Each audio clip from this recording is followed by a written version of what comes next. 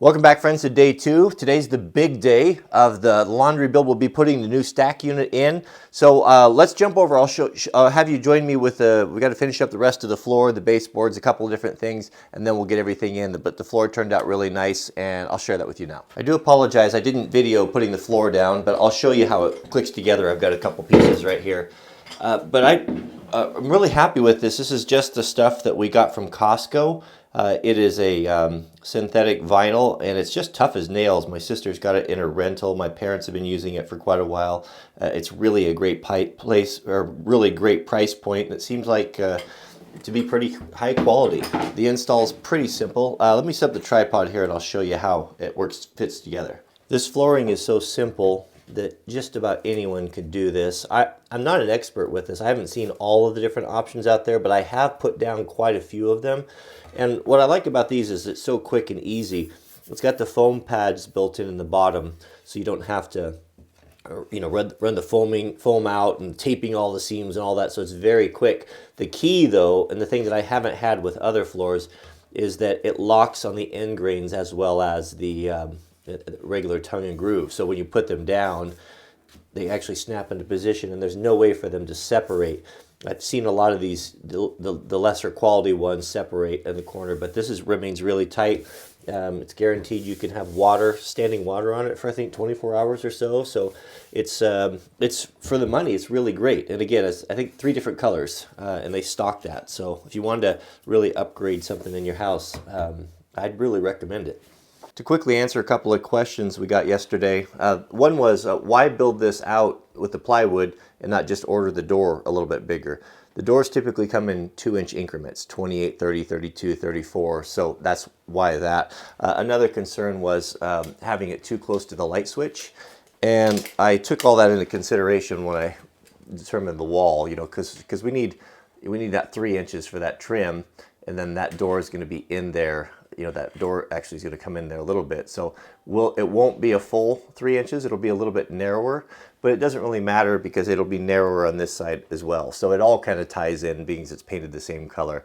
So everything's always about compromise. That really is all there is to it. That floor is done in 15 minutes time. So the only thing left to do is we're going to have to make a transition. They call it a transition strip here between the carpet and the flooring. I'm going to hold off on that until I get the door set, because when you put your transitions in there, you want to make sure that transition hides underneath the door. So when you look down, you don't see carpet and a little bit of wood or something. So I'll hold off on that. So I just ripped a small piece there temporarily, and we'll just let that fold down until we get the door installed. So now we're going to put the baseboards on. I got the base already cut. People like it when I share the tools that I'm using for the job. So what I do to cut down an aggravation is, and I use the Jocko Willink philosophy of identify and execute. So identify what needs to be done. So what needs to be done is we're going to put the base on there. We got a little bit of caulking and painting, and then I get the tools and everything ready, and then I can do my job really quickly. So we'll nail with the, some folks ask if I like these electric nailers.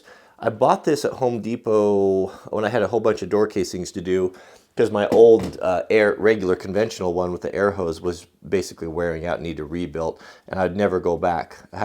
Being free from the cord is worth a lot. Caulking gun, best caulking gun in the world right here. The ETS, I've had lots of those, and that's the one you want. You can get that at Sherwin-Williams, I believe. 1-inch putty knife, I've had this one around for a while. I was just wondering, will I ever wear that thing out? It's probably lost a ½ inch or so. A little sanding block, some patch, and then a little deal. I'll show you a trick how to caulk perfectly every time. So let's shoot the baseboard down real quick. I'm not exactly sure how these cordless nail guns work, but it sounds like there's a flywheel, some sort of a flywheel that's spinning in there, and then when you pull the trigger, that hits a mandrel or something and hits the nail head. But they really are good. So you might see right there, I've got a little bit of gap where the floor is a little short. That I used a scrap piece so I didn't have to open another box, and that will be covered with the 3/4 quarter round there anyway. So I put quarter round on when I'm using this. I like the painted baseboards, but they're not very durable. Over the years, when you hit them with a vacuum cleaner, it'll chip the paint. So what I'll typically do is put a natural finished, a wood finish quarter round, which doesn't show that near as bad at the foot of the deal. So I'll order some of that and get that in here. We can do that later.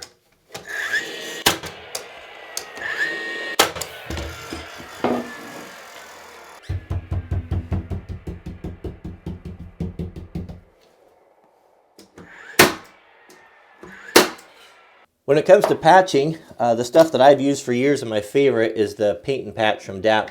It's a very lightweight, kind of a, I don't know, what's the consistency of the stuff. It's like a super lightweight peanut butter, and it dries quickly, and it seems to kind of expand, or it doesn't shrink. I guess that's the word I'm looking for. And so with your knife, what I'll do is I'll just go along really quickly, and this goes fast, and just fill up those holes.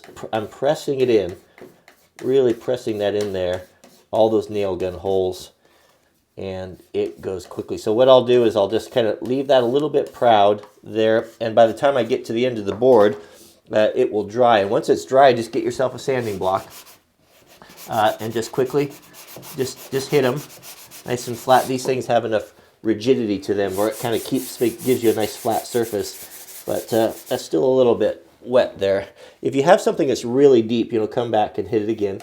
Usually 2 coats pretty much do it, and then you'll never see those nail holes, and I've never had one pop out or come loose. It seems to work really good, this stuff here. You can just get that at Home Depot or probably pretty much anywhere. When it comes to caulking, I'm going to show you guys a tip that's going to change your life. Okay, so first off, don't put so much on there. If you're putting a bead of caulk on, and it's squeezing out between your fingers on the sides, you've got way too much, and you got a terrible mess to clean up. And not only that, but it gets down on the wood, it gets all rough, and then it fills in the texture on the wall, and it just doesn't look good. So cut a tiny hole at a very small angle, like a 30-degree angle, and then put the shorter side of the angle towards you. So here's the key.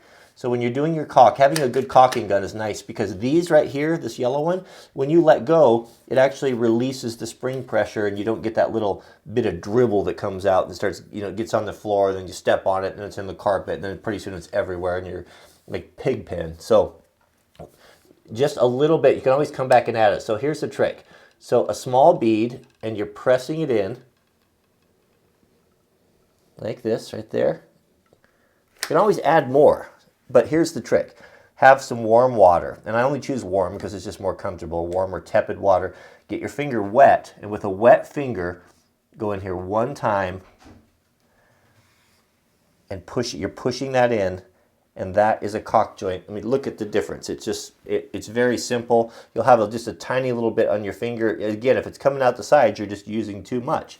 If you find you have a little hole right there, don't worry about it. Caulking your joints on these baseboards like this is so very important, especially when you get walls that have not been framed very well, or maybe they framed it with wet lumber and so it's moved a lot. So you can see right there the studs and the bottom plate was probably crooked. You've got some big gaps, some small gaps, but you can see the before, being able to see that shadow and that darkness inside. It just looks unfinished. This looks like something's wrong where you tie it all together with the caulk and then paint that in with a quarter round. It doesn't. It's a nice detail, but it doesn't draw the eye. You're not automatically looking at something that looks unfinished. Should I tell my living in the country story? Should I say living in the country?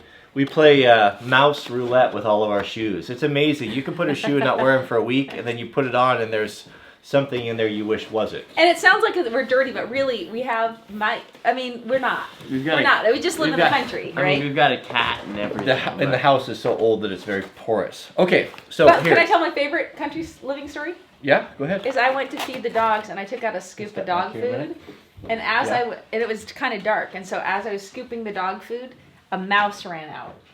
Oh, you love that. Oh, I squealed and squealed. All right, you two look at that. We're gonna prove something. I'm of the belief it's best just to start putting things together and to throw the instructions in the fire. Unless it's something made from out of IKEA. Oh yeah, don't throw those instructions away. No. This is a good job for you. You're always telling me how much you'd like to learn all these skills. This is a self-tapping screw right here. It's a Phillips. And if you look on the end, it's got a little drill bit. Okay, I see that. Yeah. Yeah. So that goes right in there. Make sure you start it straight. It goes right in. And don't screw up. And don't screw up. I thought this is why I was married. This is not exactly an auspicious start. Good. Okay, so this piece will go in last. We'll want to save these 2 screws. So so there must be something underneath that we'll sit it on here, and then we'll slide it back. It must be made for the feet. You know how? Yeah. That's what. And they also have those stands that they. Oh yeah, so we could probably sit it in the middle and then just slide it back in, and then what it looks like here. and then we'll lock it together with this one. Okay, so you cover this with blankets, and Jack and I will get the hand truck, and then we'll strap it down. It'll probably take all three of us to get this thing moved around because it's so heavy. Securely, so we don't have a problem. You gotta be careful. These ratchet straps are so powerful. You could crush the sheet metal case on it. So you want it firm, but not squeezing or breaking anything. Okay. So that was the hardest part. We got this in, and I'm gonna push it over to where it's gonna live before I hook anything up and check it for level. If these aren't level, especially the dryers, they'll vibrate and make a bunch of racket. So I'm gonna turn both of those about 3 turns. So front to back, looks like we need to just come up just a little bit more. How about this side here? Same thing, come up a little bit. We're still side to side, we're perfect. 2, 3. This room is getting small quickly, isn't it? It is amazing how much you become an adult when you get really excited about your first new washing machine. Okay, so I've got everything hooked up, so let's turn the supplies on. First off, before you turn it on, we'll check for leaks. There's the hot water. All right, no sign of leaks, that's a good sign. Got it plugged in. All right, you want to turn it on for the first time? I saw an on button right there. Well, that just... It even has a little tune. Makes you happy to do your laundry, huh? This is the coolest light. So this was just a little halo, made by Halo. It has a toggle switch in there for 3 color settings.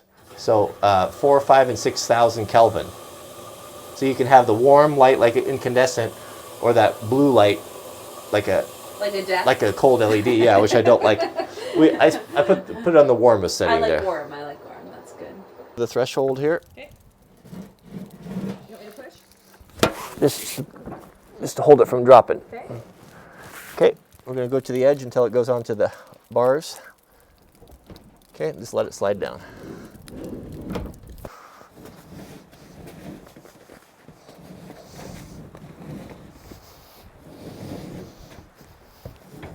I might be able to pull this one up. You ready? 1, 2.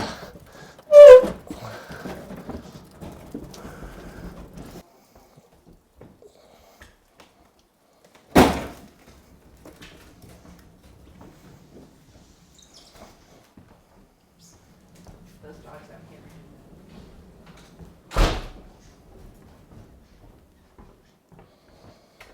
All right, let's drop it down.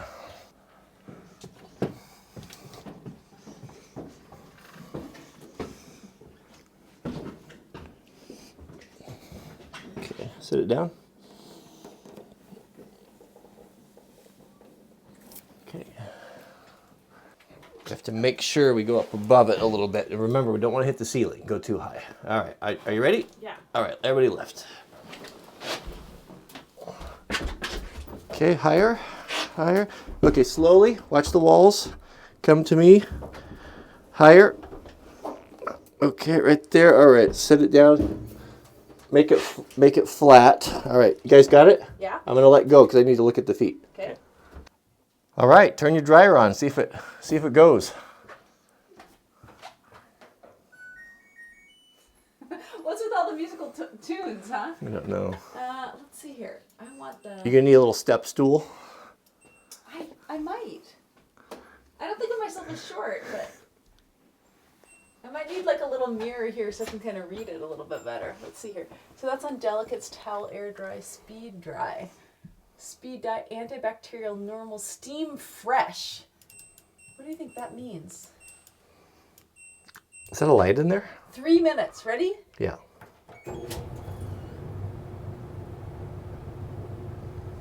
Oh, that's a little hard. Yeah, I might need a little step stool, baby. I'll just put it right here. Are you gonna come and see me? Did you have a nice nap? Mom and I have something to show you. You want to see the new washer and dryer? Ooh. Ooh, who's the one who produces most of the wash? Okay. Whoa, there's water in there. Can Can you say water? Water. That's right, there's buttons. That's why we have to have a door, because of you. Yeah. Wawa. There it is. What do you think? I think it's going to be wonderful. It's nice and clean. If I drop it down, I don't have to rewash it. I've got plenty of room to put my broom and my mop in there and my vacuum. So there's a lot of clever folks in the comments. Maybe you might get some ideas in the comments about how to best utilize the space. Should I give them the dimensions? Yes. Let's get the dimensions really quick. I've got them. Oh, okay. Go ahead. I think.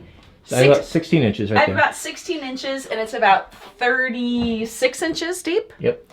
And I have about 4.5 feet from here to here. And it's in the doorway, so it's not much, but maybe hanging clothes or hanging broom, mop. Well, first off, Those what is things. it that you want to put in here, and then we'll see if we can make it fit. Well, So what do you want? You want to... I would love to be able to have a couple of baskets for different colors, because we've got a lot of reds, whites, dark colors. A place to hang a little clothing, put the mop, vacuum, some rags. And actually what I would like to do is be able to put some clean clothing in here too, so people can come and get their own clothing, so I don't have to deliver to, or Jack doesn't have to deliver to rooms. I can see a shelf a little above head height, maybe here, where you could put cleaning supplies up there. That way you could walk under it, but it's a little tight. So, yeah, let us, if you have any ideas or you're a good designer, send us a sketch. Oh, and I sketch would up. mind an ironing board and a folding table.